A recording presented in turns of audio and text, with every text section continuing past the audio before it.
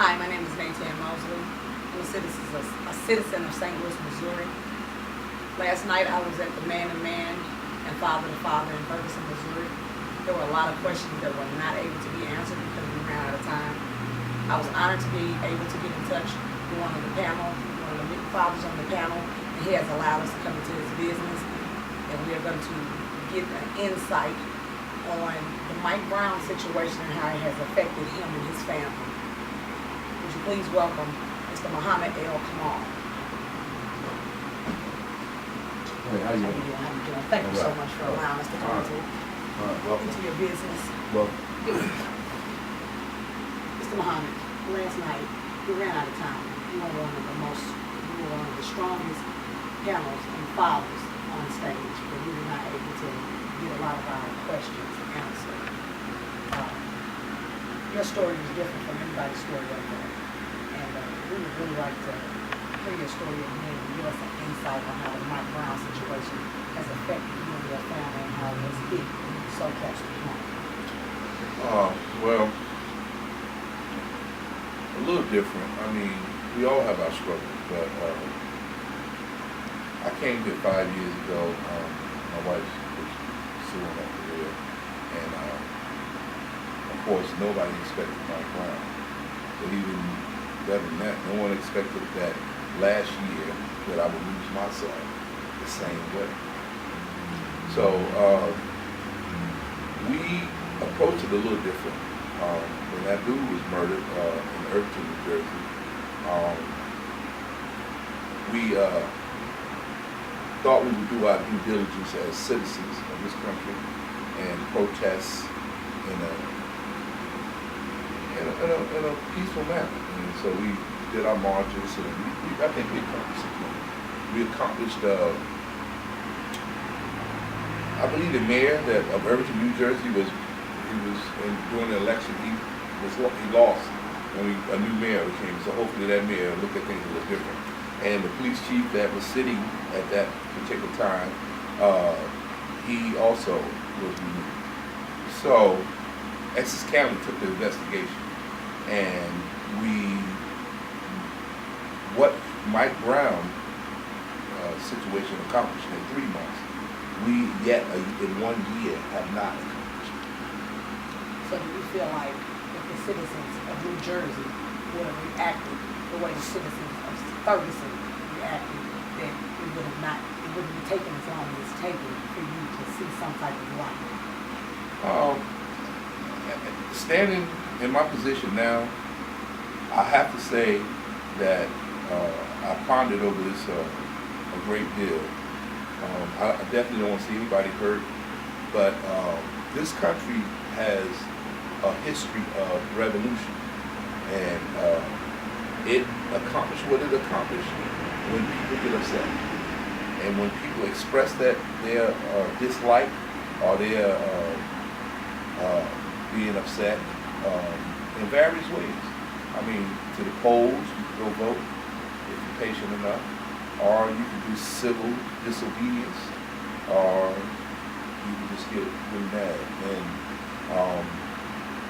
one of the stories that remind me of this situation is when I was a kid, I'll never forget the story of the Boston Tea Party. This country was being taxed and treated cruelly, and it was being just not treated fairly by anyone. So they rioted and they destroyed stuff, and they cost the country England money by throwing their cargo, their tea and stuff into the Boston Harbor. So and that got a response. It took them to war, but it was a revolution. They got a response, and so we had a revolution. I mean, people are being murdered. And so there's different approaches. And I'm not going to be the one to say which approach you take, but I definitely believe that if in New Jersey, if we would incite it, riot, we probably would be a lot further than we are. Now, that's just not us. We are mothers and fathers, and we don't want to cause anyone hurt, but we don't want to be hurt either. I mean, I lost a son, so I don't know if there's a greater loss. I definitely don't want to experience it. But you being a business owner now in St. Louis, and this verdict has not come out, do you fear what may come out of this? Well, I am concerned, as a business owner, I am concerned about my property. But honestly, I cannot put property, even if it's my property, over life. I cannot, if someone else, if Mr. and Mrs. Brown, the loss of their son, their child, I cannot put a value on that. I would hope that the authorities would have took an approach that would have secured business owners, would made business owners feel better, as well as the victims. How has this situation with losing your son, or that you've lost your son's on home, when he was in front of his home, how has this affected you and your family on a day-to-day basis? Well, you know, we always say, you hear people say it takes a village to raise a child. Well, we are experiencing the child being wasted to destroy the village. Me and my wife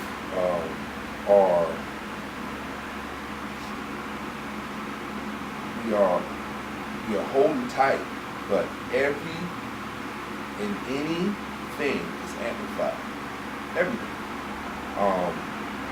My tolerance, her tolerance, our sensitivity to any and everything, our jobs, our business, our work, is stressed to the limit.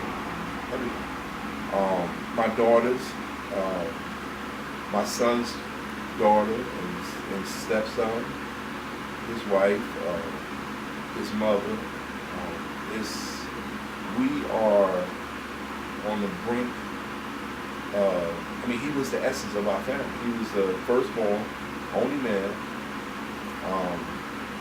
There would be no more Kamals from this line after me. This is a situation where a child, one baby, has been cut off, stolen, and the whole existence of a people has been now is over. Because of the recklessness of the police officers. Yes. They have totally changed their whole life. Right. They just didn't kill one person. What people don't understand is you can kill a nation. When you kill a nation. Killing is a necessity from the human race, but it needs to be, and according to all our laws of belief, it needs to be specifically when it has to happen. It cannot be reckless, or it can't be commercialized. And today, the police department has commercialized killing, incarceration, abuse. Everybody capitalized off of it. The news made money. It's not like nobody see a bad act and say, wow, this shouldn't happen. They were like, this is a good story. This is going to sell newspapers. This is going to boost ratings. So this is something that's sought after in this country. It's a means to end, you know. So last night, one of the gentlemen on the panel, he made a statement, and they were not able to get you a microphone. And what he said was, when he came there, he had his son to look a certain way, dress a certain way, and stand a certain way, because he was going to church. And we never got the microphone to you. I wanted to know, what was your response to that? I was really eager to express to him that my son had a mother and a father. He went to school, private school, most of his life. He was the top of his class. He dressed very well, and that don't matter. A lot of us like to get in our comfort zone. We like to snuggle in where we feel safe, and that's where we tell ourselves that this is going to protect us. This is going to protect me because my kid goes to a certain college, or I make a certain amount of money, or I work for a certain group of people, or whatever. I belong to a certain group. I belong to a sorority or Mason or whatever.